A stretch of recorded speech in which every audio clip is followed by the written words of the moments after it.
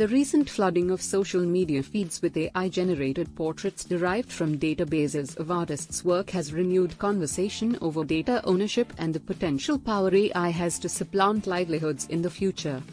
The 22 million individuals and counting who have already handed over their images to the Lensa application might be fined to receive the myriad of AI-illustrated images in exchange for their data.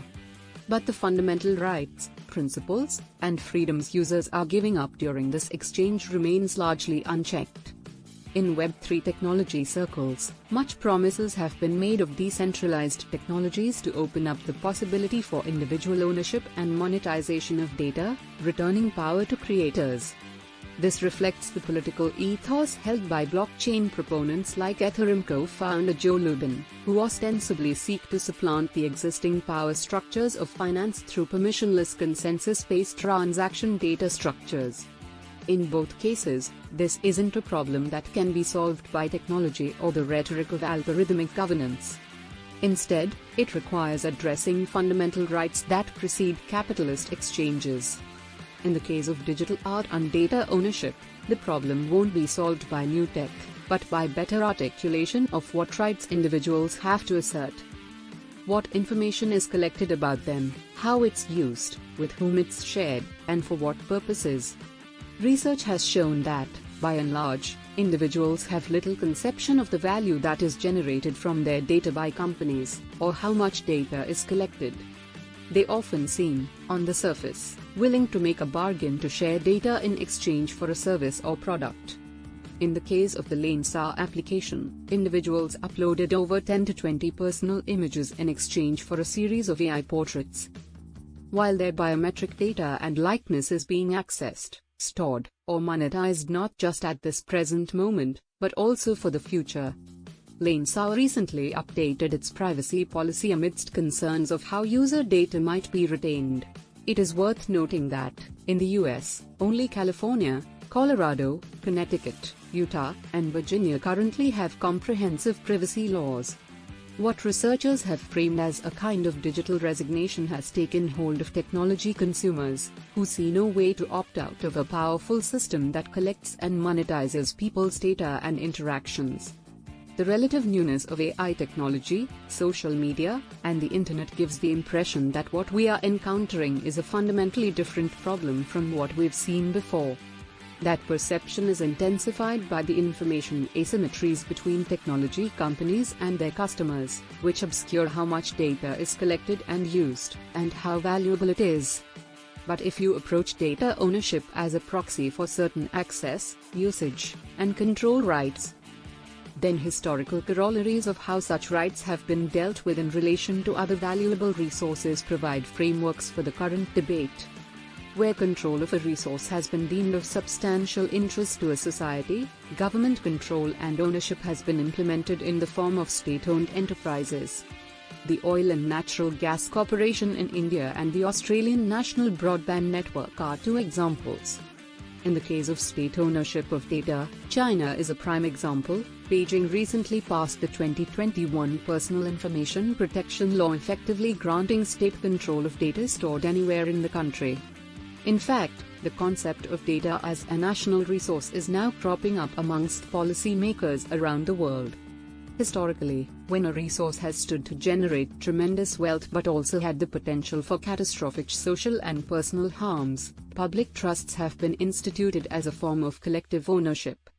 A commons approach renders the resource public, and law and custom function to limit uses.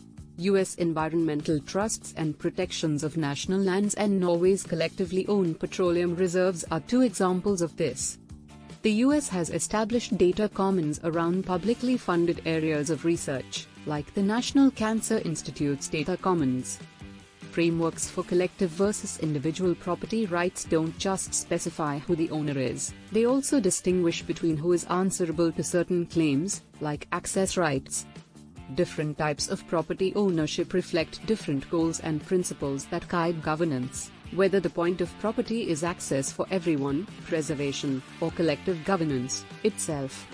An approach that seems more aligned with where the goals of current Web3 efforts eventually leads, is one of private ownership rights.